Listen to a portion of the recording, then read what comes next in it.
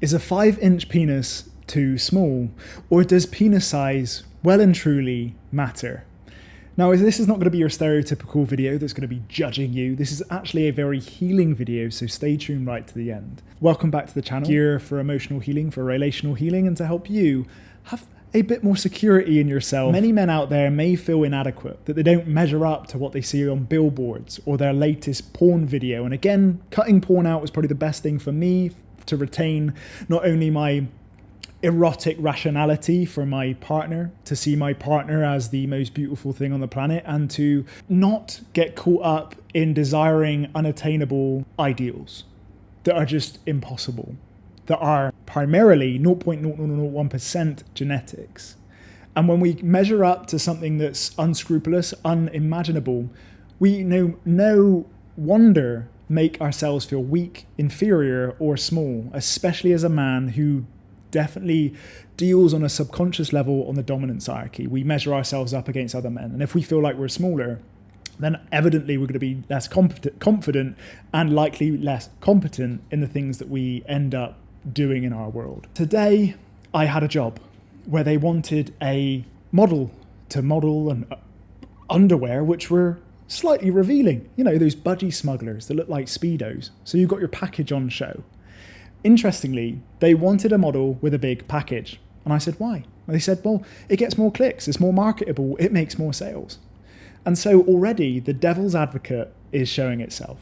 The package was nice. It was the good to be true, but not too good to be true. It's the way the devil hides itself and manipulates you to feel like you've got a deal. And so I bit the snare, I ate the carrot, and I was the naive little donkey going into a negotiation which I'll never win. Why? Because they wanted someone with an elephant trunk, and I'm afraid I'm punching below that weight. There was a bit of to and fro. She said, let's do a video call. Show me in your underwear. And I went, okay, let's do it. The lady goes, oh, can you fold up the boxers for us? Can you just fold it up a little bit more? All the way to the point, my V section, my V taper is showing. And I've gone, come on, love, if you go any further, you're not going to have a sight you want to see. But she still persisted. She said, can you really show me with a new colour of underwear that's more revealing? Show us your bulge. And so I've gone and done so. And she says, is it sleeping? And to this point, I've gone, it really made me measure it up. I've gone, oh my God. She's really made me feel inadequate, feel small. She sent me a couple of examples online to say, you must, can you do it like this? And the person was relatively average. And I've gone, yeah, like I'm about that size, and texture and posture and substance. And so I've shown her what I'm truly about. I've gone vulnerable. I've taken the leaf away from my pelvis as Adam would do. But the reality is I never measured up. They didn't choose me. They didn't feel like I was part of their marketing material. And that made me feel really hurt.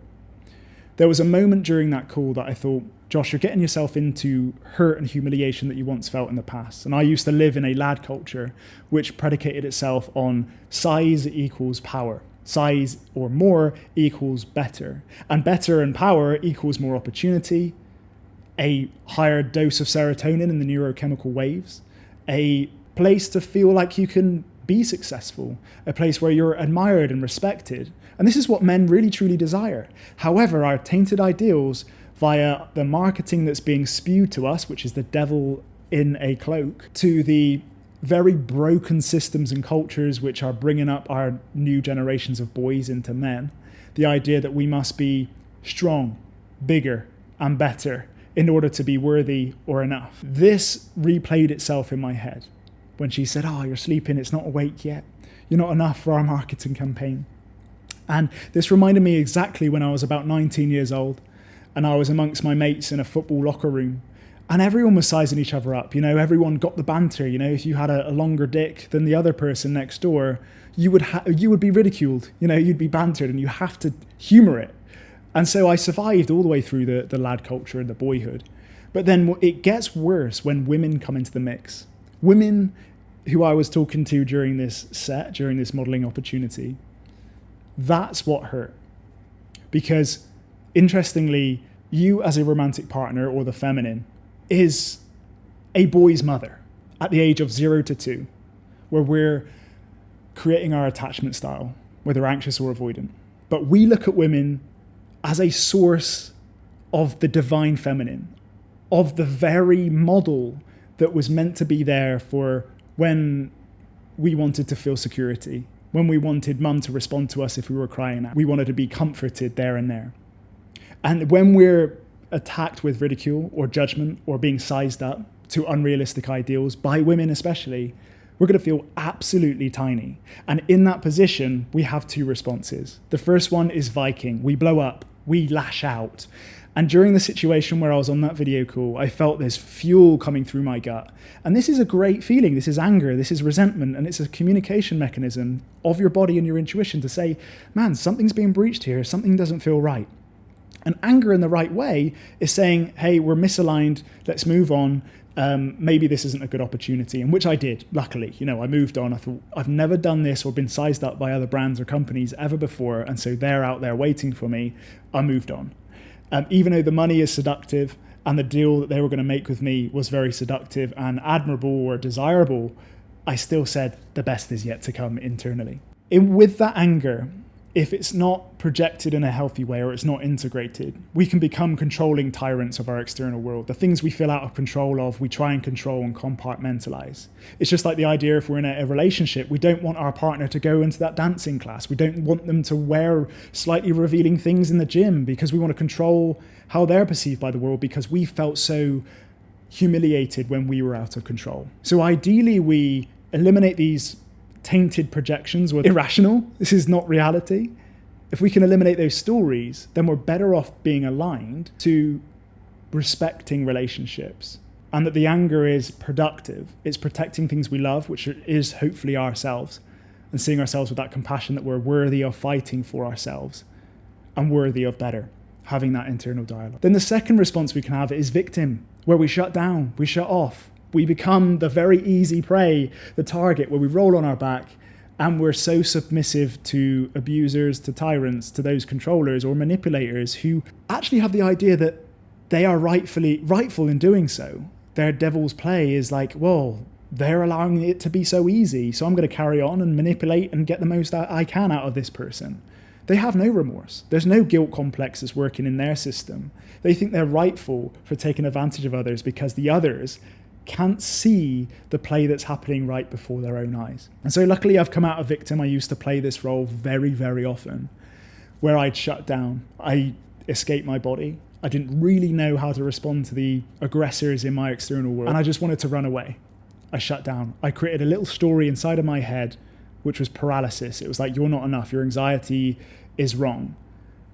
You should just do as they say because you'll be a smaller target, and therefore protect you in this way. But standing my sacred ground, which I now learn as a mature adult, is the best way to do this, is taking a breath, channeling the anger, and understanding that the people you're maybe dealing with are those that aren't sensitive. And for those who are empathic and sensitive, must find relationships, especially romantically, with those who meet our hurt, or us in those most hurt moments of humiliation or rejection or not enoughness or inadequacy, with the most compassion, empathy. They love you, every corner of you, and especially the size of your penis. Now, boundaries is a cliche. We can shut people off in the quadrant of elimination. We can say, is this business agreement or this relationship we've got, is it worth our time? Is it worth our energy? Are we really getting anything from this? We have to always have this dialogue in our head because we are striving for progress, growth, and evolution. If those people aren't on that path with you, which is the top right quadrant, who want the best for you and don't drain you or have you do things that are out of guilt, out of pleasing mode, then you've got great friendships or great relationships here who love you for your vulnerability. But those in the bottom left corner who are just draining you, who use you, who constantly over time are showing you with their attitudes, their behavioral patterns, that they're not respectful of you and they don't treat your vulnerability with the utmost respect, and they haven't earned that, and they've just gone against you in so many shapes and forms, it's time to cut them off. It's eliminate. It's not even delegate. It's trying to find anew people who will help you heal. And now I've done that many a time in my life. I've gone out to America with camp coaching and some really wholesome, travel-minded people who were beautiful people who helped me heal that wound around group dynamics, around masculine dynamics, that you are not just the size of your bloody penis, but you are your personality, you are your heart. And that was beautiful. I remember receiving a note when I went to Bali with my first cohort of interns, and they said, your heart is your greatest asset. I worked with some wholesome therapists when I was at uni, and they continually perpetuated that narrative that I started to believe and internalize, and started to shrug off all these external things that I felt like I was meant to be in order to be a better man or a more attractive man. So try and align yourself to people who really see your internal traits. That's absolute key. And the idea that you have such self-compassion of yourself and that you're not scrutinizing your greatest weaknesses and inadequacies that are likely measuring up to a comparison that's flawed already to an external world that sometimes, and most and certainly always, works on this idea of aesthetic, works in this very hyper-vigilant, insecure world to keep you in the shallow depths of what relationships can be in our modern world. You need to feel insecure, because why, if you're insecure right now, those boxers or these surgery pills, they're always predicated on bridging the gap of manufacturing a problem that doesn't need to exist. They think the solution is here. And really manipulative marketers will make you feel that you're not enough now. And so they'll scratch the itch and make you feel that you need to take these diet pills or this fucking dick enlargement because you're not enough yet. You know, so some of them could actually, grow your bits that long. I wish. This is the bridge that they love. Because the bigger the bridge, the more beautiful or the more urgency they can create within you, the more inadequacy they can itch for you to buy their product to solve the solution. And we work in that world very commonly. So you have that discernment when you're watching or consuming any idea or marketing ideas from the real world, from people who are trying to get something out of you. Discern. Really love yourself. Find human beings in your world, especially loved ones, who are going to create a secure container. As I said before, your partner is essentially that parental figure in your mind. And that's an unconscious relationship. They didn't want to parent your inner child. You must parent your own inner child as a boy. You must see what he loves. Love your penis. Speak with it with love. Touch it. And speak to it and affirm it that it is enough. You love him and you will stand by him. It might sound a bit weird, but that's a healing mechanism to feel like you're not on this podium of judgment. Our culture in a nutshell of how we rate each other based on appearance. Now, here's the video. Nice to meet you. What will you rate him? An 8.5. An 8.5. What will you rate her? I mean, that's standard. That's safe. She's 7. Oh, man. 7? Okay. Bye-bye. See, so he's the wounded masculine. He's undercut her on the rating. And he's probably likely fearing ridicule. That's the shut down response of men. I'm going to get back at you. I'm going to be the tyrant, the controller. I'm going to push you back. Don't get too close. And when we rate each other on this appearance scale, we're keeping each other at arm's length for emotional connection. We're saying, don't get too close because I can shut you down pretty quick. We'll get into that real instinctual space of judgment, which has no room for depth. There's no safety in judgment. It's just ridicule, gossip, critique. And that is a recipe for explosion or shutting down again. And he's just done that. And I'm sick. Every time I see our modern day society in our millennial or Gen Z realm, we rate each other based on our appearance. And it's so 2D. It's so shallow. But it's there for a reason. If somebody does that to you, just understand they're operating from a belief set, a paradigm that they're in a hypervigilant state to protect themselves from truly meeting you with vulnerability and unraveling those layers. And if you are judged by the size of your penis, it's exactly the same issue. Is that person hasn't truly felt secure about their own physical appearance, or they've been really hurt, rejected, abandoned, not loved in the past, and not spoken to lovingly. So this is their little shutdown response and attacking you back. And of course, it's turning into a bit of a boxing match, which is no good for anyone. And while there's messages out there by male influencers who say you must have a Bugatti to feel worthy, or that you must work on your job or success or your business first before you get love, or that you must have a certain financial outcome for you to feel like you're relationally ready, I can absolutely destroy that myth today. I was at my most financial low when I met my wife. I, of course, am not the top of the dominance hierarchy when it comes to penis size, yet she still loves me through and through. I feel fucking sorry for people who live in that paradigm. I really do. Because you're living out of approval, absolute approval.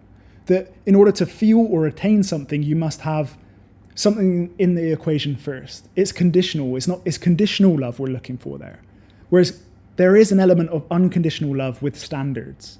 The idea that someone doesn't expect you to be a certain size or things out of your control in order for you to then attain them. In essence, we take this hyper-vigilant idea when we're in paralysis or we're in unworthiness in that state. And I feel you, man. I felt anxious depression for years. But as soon as you realize you are human and you integrate things that actually women tend to do easily, which is see your emotional story, see where anger is not being projected in the right way, see where anger can actually set better boundaries for you.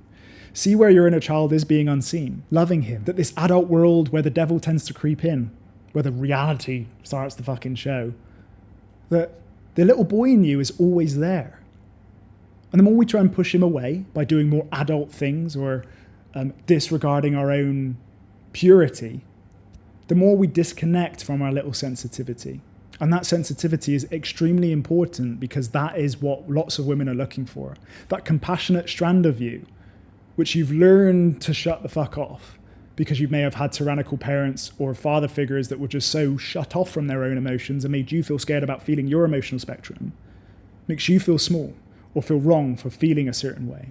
So embrace all those feelings because they're actually an amazing thing. The more safe you feel with emotions, the more safe your partner will feel with you. And ideally, you're on this absolute trajectory towards creating a secure container of a relationship from within because you'll create that inside of your actual relationship. And the reality that those that are spewing this narrative that you need Bugattis to feel right, that you need more women on your lap to feel like a proper man, absolute bullshit.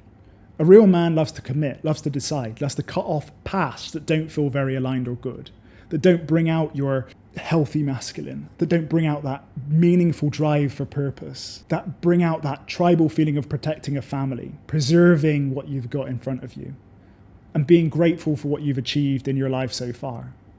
And again, trying to narrate the idea of achievements. That achievements aren't the things you accumulate, but essentially the being you're becoming and the meaning in which you're creating in your life. The richness of your meaning is a beautiful signal of how successful you're being. So you are fragile as a man. And accept that fact. Some may be more shut off than others, and some may be more genetically predisposed to be more industrious or avoidant because they are quite useful in a tribal mechanic who was probably needing to go to war, who was needing to unemotionally hunt deer. Whereas you in the tribal setting, as a more empathic male, might be the more wise elder, or the healer, or the wise counsel. That may be your role. So you're not needing to fit in on the front line of the battlefield. Acknowledge that you may be a different male, that you may not line up with this dominance hierarchy and this shallow depth way of living, and it's okay that they're doing that too. I don't want to ridicule everyone here. That there's a place for everything in our world, good and bad. And this is the perspective we need to really see the richness in empathy and good people. We need evil to exist. So accept those human laws. But just know that you must find places of belonging that accept you, that see you with compassion. And a beautiful healing mechanism in any relationship now to feeling sized up is cock worship, is that your partner really worships you. You're beyond the size of your penis, sure, but she loves you. She loves you for it. She speaks with affirmation to your bits and bobs, your package, your crown jewels. They're valuable, man. You create that narrative first. You experiment and connect with your partner to say, hey, let's go into this kind of cock worship idea. And I can assure you, when your woman loves the parts of you that were once ridiculed or you feel measure up or feel inadequate, you will feel so enough that real love really comes through. Now, I hope this video helped. Please do comment below if it has. And I know this is a common taboo that's never really spoken about on YouTube, but I really hope it helps you feel less alone and that honestly, you are far more than average and that you're far more than your physical appearance. I'm sending you lots of love. Please do like, subscribe, and share this with a mate, a male, or whatever on your Facebook feed, if it's not too, cringe to your grandparents that you might see something like a thumbnail with a big eggplant on it, whatever. But just know you're not alone. And if you want to sign up to my masterclass, again, it says it's for women, but it can be equally for men too. It's down in the description below, and I'll see you on the inside. Much love from me to you. Have a beautiful day.